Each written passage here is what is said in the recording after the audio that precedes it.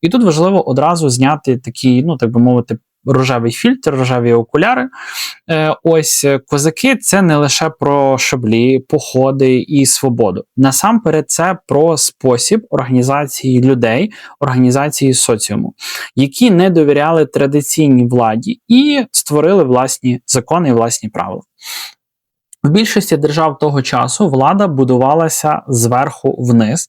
Народ підкоряється, правитель наказує, і ієрархія визначає місце кожного.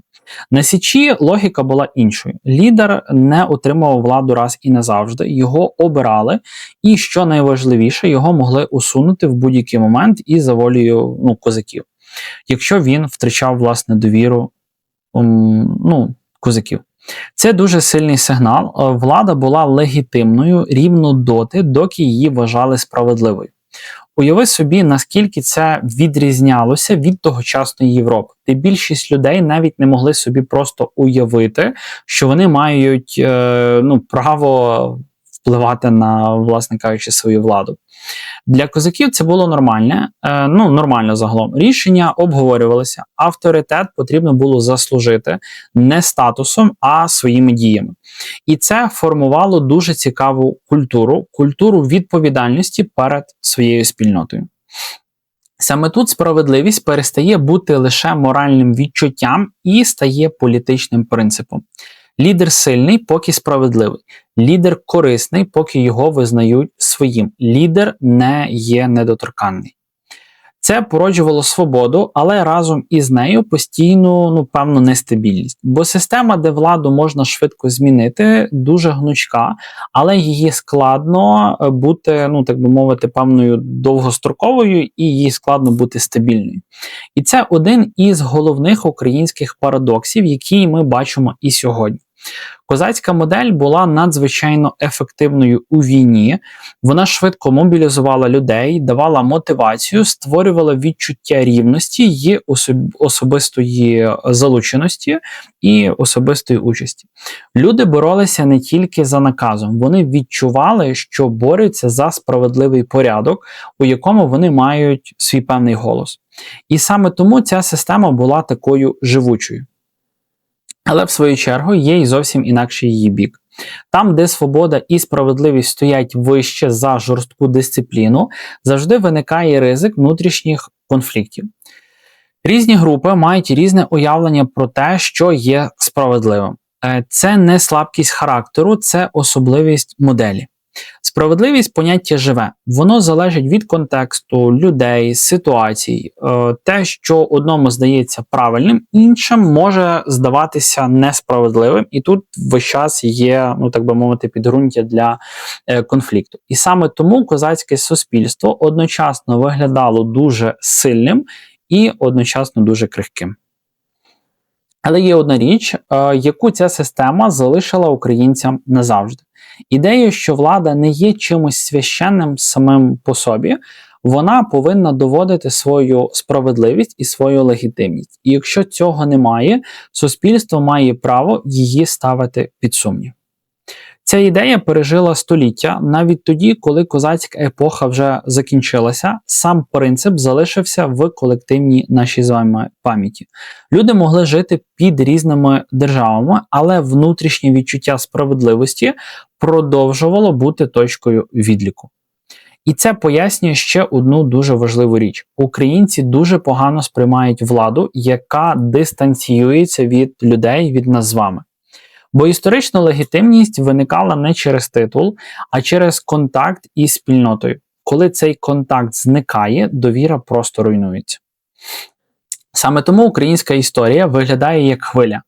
Періоди сильного піднесення, коли влада здається справедливою, і періоди різкого розчарування і спаду, коли вона перестає відповідати нашим з вами очікуванням. І тепер стає зрозуміло, чому українці настільки швидко самоорганізовуються у кризах. Бо козацька модель навчила нас з вами головному: якщо система не працює, спільнота може взяти відповідальність на себе. Це дуже сильна риса, саме тому вона ж і створює проблему, про яку ми говоримо з вами далі. Бо суспільство, яке постійно здатне перезбирати себе, іноді дуже складно переконати, довіряти довгим і складним інституційним процесам. І саме тут знаходиться межа між силою і слабкістю. У наступному блоці ми поговоримо про найцікавіше, чому українці особливо сильні тоді, коли все руйнується, коли є хаос, і чому саме в стабільні моменти виникає найбільша напруга. Є одна річ, яку часто помічають навіть люди ззовні. У певні моменти великих потрясінь українці можуть виглядати неймовірно організованими, рішучими і згуртованими. Але щойно настає більш-менш якийсь певний стабільний період, повертаються суперечки, критика, якісь внутрішні розбрати, недовіра, ну і загалом внутрішня напруга, воно все-таки, знаєте, суспільство як на ножах. Насправді це прямий наслідок тієї історичної логіки, про яку ми говорили раніше. Коли система працює стабільно, суспільство починає жити за певними правилами і вже певними сформованими законами. Потрібно чекати рішень, довіряти процесам, миритися з компромісами. Але для людей, які історично звикли покладатися на громаду і власне відчуття справедливості, такі періоди часто виглядають занадто повільними, занадто довгими і занадто нудними. З'являється відчуття, що нічого не змінюється, що систему неможливо зрушити, що якісь певні рішення приймаються десь далеко і без участі простих людей. І саме тоді починається напруга. Але коли проходить криза, усе різко змінюється. Криза прибирає складні процедури. Вона робить ситуацію чорною і білою, вже немає якогось такого певного сірого відтінка. Зникають довгі дискусії про дрібниці, залишається базове питання, що є правильним, а що в даний момент ні. І саме в цей момент українська модель починає працювати на повну силу, на повну катушку.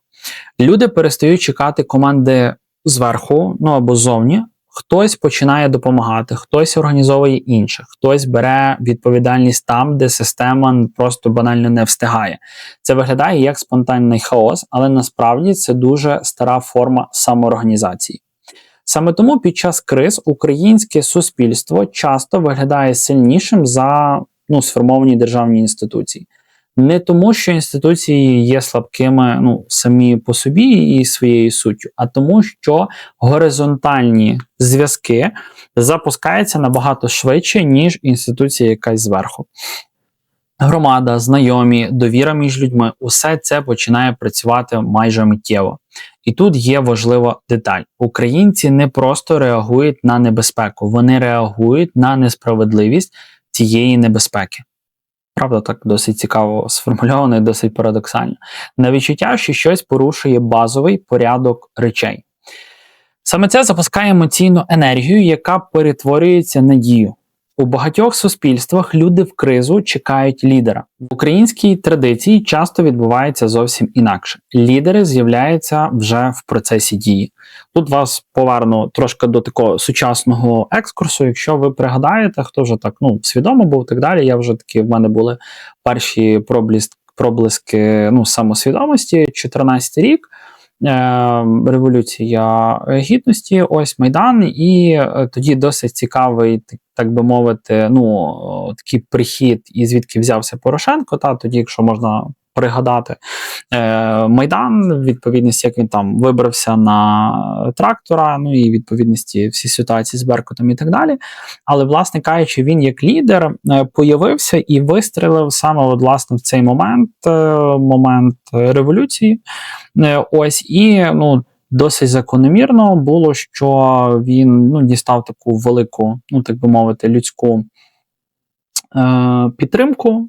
Він дістав такий лакмусовий папірець довіри, ось, і таку заявку на власну справедливість, і тому він швидко обрався, став президентом. Ось, я зараз не беру його там політичну діяльність, фінал і так далі. Я говорю за те, яким чином він став, власне, лідером, став президентом, і одразу ж ви собі могли такі певні паралелі між історичним екскурсом, як це колись було, наприклад, в козаків, і, власне, нашу з вами сучасність. Ось, також це можна там перекладати майже на кожного нашого президента, Зеленського і так далі, всіх решта. Ось. Ми повертаємося, власне, до історичних процесів і рухаємося далі. Спочатку люди рухаються самі, потім формується якась певна, так би мовити, структура. Це дуже важлива різниця. Ця модель має величезну силу, вона дозволяє швидко адаптуватися. Вона робить суспільство живучим. Вона дає відчуття, що навіть без ідеальної системи можна діяти і впливати на реальність. І саме тому українців так складно остаточно зламати і остаточно перемогти. Але є й інакший протилежний бік. Коли криза наша з вами закінчується, ця ж сама енергія починає шукати нову несправедливість. Люди, які звикли діяти активно, раптом потрапляють у реальність, де потрібно чекати, домовлятися і будувати довгі процеси. І тут виникає, так би мовити, певне розчарування. Суспільство, яке чудово працює в режимі певної мобілізації, часто відчуває втому в режимі стабільного розвитку. Бо розвиток – це повільність, компроміс і желізобетонне власне терпіння. А справедливість, як ми вже говорили раніше, рідко буває терплячою. Саме тому українська історія виглядає такими певними хвилями, і українці стараються, як на серфінгу, на тих хвилях втримуватися. Підйом, коли є велика мета і відчуття моральної правоти. Спад, коли починаються якісь певні буденні питання управління. Це не унікально лише для українців, але в нашому випадку це особливо помітно через історичний досвід без стабільної державної традиції. Тут важливо сказати одну дуже таку чесну і правдиву річ. Сила українців у кризах – це не випадковість і не магія. Це результат століть життя в умовах, де виживав той, хто міг швидко об'єднатися з іншим. Це наша адаптація. Але кожна адаптація має свою ціну. Там, де суспільство дуже сильне горизонтально, тобто мається на увазі один з одним, українець до українця, громада до громади, місто до міста і так далі. Завжди виникає напруга з вертикаллю влади. Це все те, що ми з вами можемо спостерігати всю нашу історію по сьогоднішній час. Бо вертикаль потребує стабільності і терпіння, а горизонталь живе енергією справедливості і дій. І саме на цій межі з'являється великий ключовий парадокс, який ми розберемо з вами далі.